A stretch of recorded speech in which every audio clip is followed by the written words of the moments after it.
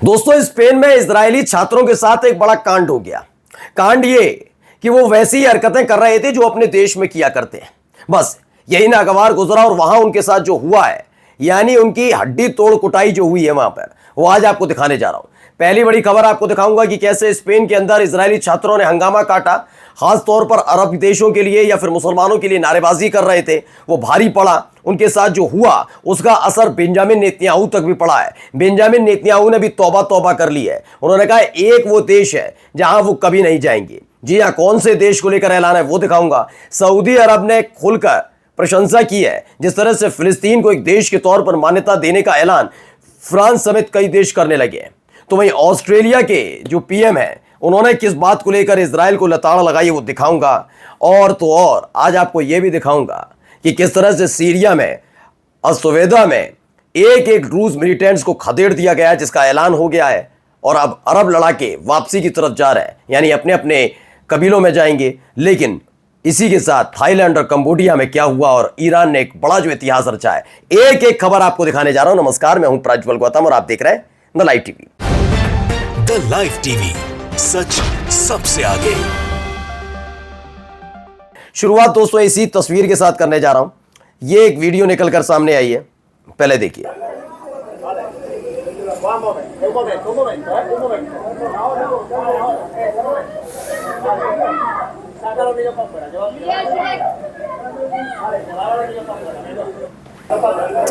दरअसल ये इजरायली छात्र हैं, 50 ऐसे इजरायली छात्र हैं जो स्टडी टूर पर स्पेन गए थे।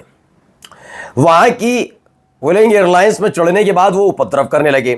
अच्छा, उपद्रव कर रहे थे, हंगामा कर रहे थे तो बात अलग थी। अचानक से वो अरब और फिलिस्तीनियों की मौत यानी डेथ टू अरब जैसे नारे लगाने लगे। उन्हें रोकने की कोशिश की गई, लेकिन वो मानने वाले कहां थे। उन्हें लगा स्पेन ही तो जा रहे हैं, हम जा तो इधर ही रहे ना, किसी अरब देश में तो जा नहीं रहे, तो खुल्लम खुल्ला करते रहो। वहीं फिर स्पेनिश पुलिस ने बांध बांध कर उन्हें मारा है। ये एक तस्वीर निकलकर सामने आई। जैसी ये खबर पहुंची वैसे ही देखिए। ब्रेकिंग, इजराइल से they wouldn't visit France ever after France recognize Palestine as a state. France ने ऐलान किया कि वो फिलिस्तीन को एक मान्यता देने जा रहा है। बेंजामिन नेतन्याहू धमकी दे रहे हैं। धमकी समझ लीजिए, डर गए। उन्हें लगा जब स्पेन में उनके अपने ही देश के नागरिकों को कूटा जा सकता है तो उनकी बारी भी आ जाए, क्या पता। और वैसे भी अब तो स्पेन जैसे देश खुल के कह रहा है कि बेंजामिन नेतन्याहू एक वारंटी है, एक अपराधी है, युद्ध अपराधी है, जिसके खिलाफ वारंट जारी है, उसे गिरफ्तार होना चाहिए। तो अब डर सताने लगा क्या इन देशों में जाना चाहिए, तो जाओ मत जाओ फर्क कैसे पड़ रहा है। तो बेंजामिन नेतन्याहू इसी बात से डरे हुए हैं। वहीं सऊदी अरब ने भी खबर आई है, सऊदी अरब ने फ्रांस के इस डिसीजन को बहुत सराहा है, जिसमें फ्रांस फिलिस्तीन को सितंबर तक एक देश के तौर पर मान्यता देने जा रहा है। उसको लेकर सऊदी अरब ने बहुत शानदार इसे बताया और कहा कि बहुत अच्छा फैसला फ्रांस की तरफ से लिया गया। अब आकर देखिए जरा क्या क्या कर रहे हैं। जो दावा है पहले दिखाता हूं। यहां सीमेंट गिराया जा रहा है, समझ ही गए होंगे। सीमेंट कहां गिराया जा रहा है भी सुनेंगे, उसके बाद आपकी समझ में एक स्टोरी आ जाएगी। पहले सीमेंट गिरता हुआ देखिए। दरअसल ये जो सीमेंट गिराया जा रहा है वो उस इलाके में गिराया जा रहा है, वो एक नाली टाइप की बनी होती है जिससे पानी सप्लाई फिलिस्तीनियों तक होता है। तो वह पानी, ये सीमेंट डाल दिया गया है, यानी पानी की सप्लाई कुछ इस तरीके से इजराइल की सेना, इजराइल रोक रहा है। आप समझिए, Israel forces pouring cement into water supply amid famine. ये अब समझिए। अब एक और खबर निकलकर सामने आई है। खबर क्या है? ऑस्ट्रेलिया से। ऑस्ट्रेलिया की पीएम है अल्बनीज। उन्होंने क्या कहा? ऑस्ट्रेलिया की जो पीएम है अल्बनीज, उन्होंने कहा that the war in Gaza has gone beyond the world's worst fears and that Israel's denials of it and the killing of civilians. उन्होंने कहा ये जो युद्ध है ना, गजा वाला जो संघर्ष चल रहा था, अब ये दुनिया के उस सबसे बेहुदा और सबसे खतरनाक स्तर पर पहुंच चुका है जहां से बस हाय निकलती है। बताइए क्या, क्यों? क्योंकि इजराइल गजा के मासूम लोगों को, निर्दोष लोगों को खाना दाना पानी नहीं लेने दे रहा है। यानी ऑस्ट्रेलिया भी अब खुलकर लताड़ लगा रहा है। इन सब के बीच एक खबर निकल कर आई हमास की तरफ से। हमास ने एक बयान जारी किया है। दरअसल वार्ता चल रही थी सीज फायर को लेकर, उसको लेकर ये सारी बातें निकलकर सामने आ रही थी। तो हमास का एक बयान, हमास ने कहा कि हम जो हमारा ये सारा मूवमेंट चल रहा है उसको लेकर अमेरिका के दूत स्टीव विटकॉफ ने जो नेगेटिव स्टेटमेंट दिया है उसे सुनकर वो हैरान है। वो कहते हैं कि हमास इस बात पर जोर देता है कि जो सीज फायर की प्रक्रिया चल रही है, शुरुआत बातचीत जो चल रही है, उसे अलग अलग मामलों में पूरी राष्ट्रीय जिम्मेदारी और ज़्यादा गंभीरता के साथ लेना चाहिए और गजा में जो चल रहे हैं हमले उसे रोकने के लिए और हमारे लोगों की पीड़ा को ख़त्म करने के लिए एक सीज फायर, एक समझौते, एक नेगोशिएशन पर, एग्रीमेंट पर पहुंचना चाहिए।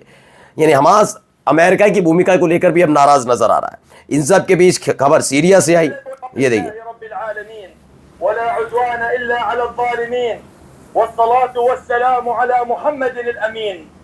ها نحن عشائر أهل السنة والجماعة ومعنا جحافل شباب المسلمين المستقلين الذين أتينا جميعا لنصرة بدو السويداء ونصرة المسلمين الذين اعتدى عليهم هذه الطائفة وكما دخلناها أعزاء।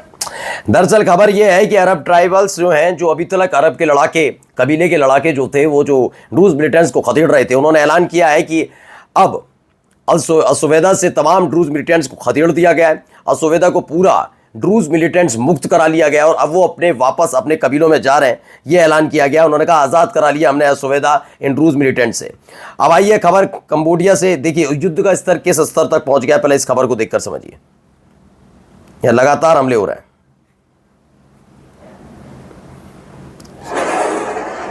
एक के बाद एक रॉकेट।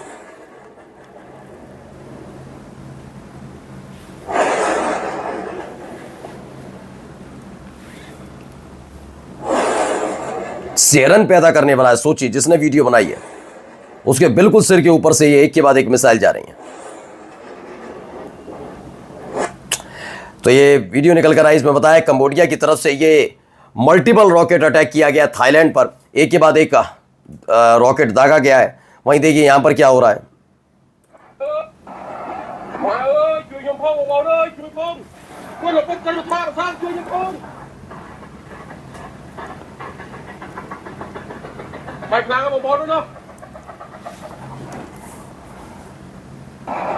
ये थाईलैंड सीमा के पास है, जहां रिहायशी इलाके हैं। वहां रॉयल कंबोडियन आर्मी के जो जवान हैं वो गोलीबारी की जा रही है, उसे बचने की कोशिश करते देखे। दोनों देशों के बीच संघर्ष अब आम नागरिकों के दरवाजे तक पहुंच गया। ऐसा दावा है कि वहां अब रिहायशी इलाकों को भी निशाना बनाया जा रहा है। पहले ही कंबोडिया ने जो 5,000 नागरिक हैं अपने, उनको वहां से शिफ्ट कर दिया था। उन्हें पता था कि हालात और खराब होंगे। जिस तरीके से वो गुस्से में लगातार हमले कर रहा था थाईलैंड पर, उसे देखकर मालूम था। अब देखिए थाईलैंड की आर्मी की तरफ से भी फैसला लिया गया, एक के बाद एक जेट भेजे जा रहे हैं। देखिए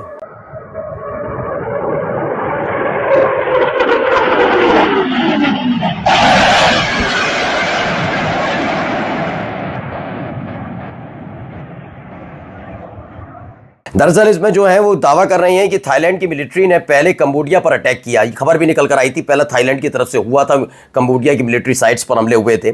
उसके बाद अब कहा जा रहा है कि कंबोडिया को पूरा अधिकार है कि थाईलैंड को मुंह तोड़ जवाब दे, और इसके लिए लगातार एक दूसरे पर हमला हो रहा है।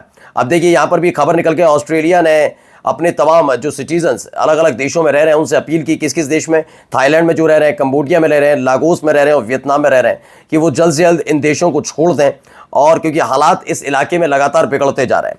वहीं दूसरी तरफ देखिए एक और खबर निकल कर आई, जो दिन और रात दोनों तरफ हमले हो रहे हैं, दोनों टाइम।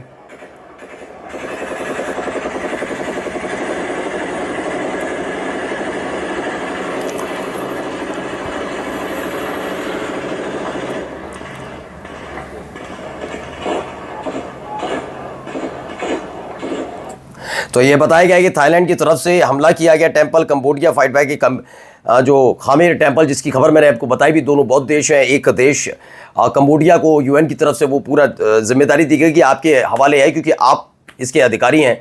उसी बात से थाईलैंड चिड़ा हुआ और एक बार फिर से उसी विवाद को लेकर, यानी उसी मंदिर पर कब्जे के विवाद को लेकर उसने हमला किया, और उसके बाद उसे जवाब दिया जा रहा है। ऐसा दावा कि कंबोडिया उसका जवाब देता हुआ नजर आ रहा है।